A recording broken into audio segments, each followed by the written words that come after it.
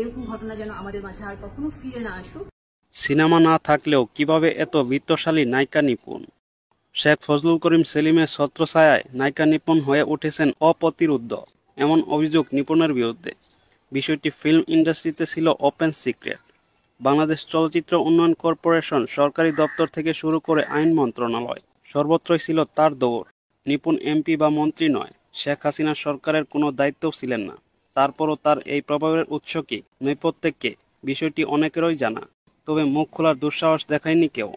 শেখ ফজলুল করিম সেলিম ওরফে শেখ সেলিম, শেখ হাসিনা সরকারের অত্যন্ত প্রভাবশালী ব্যক্তি। শেখ সেলিমের ভালোবাসায় আশীর্বাদে অবৈধ প্রভাব বিস্তার করেছিলেন নিপুণ।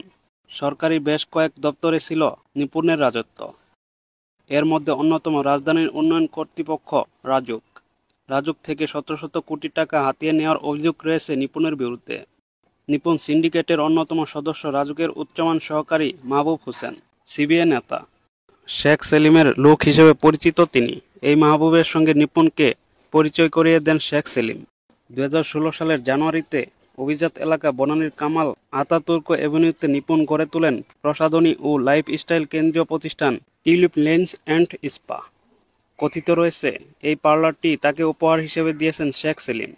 2022 সালের 28শে জানুয়ারির বাংলাদেশ চলচ্চিত্র শিল্পী সমিতির নির্বাচনে চিত্রনায়ক জায়েদ খানের কাছে সাধারণ সম্পাদক পদে হেরে যান নিপুণ। তারপর প্রভাব খাটিয়ে নানা খেলা দেখান তিনি। পরবর্তীতে বিজয়ী প্রার্থী জায়েদ খানকে অযোগ্য ঘোষণা করে বাংলাদেশ চলচ্চিত্র সমিতির আপিল বোর্ড।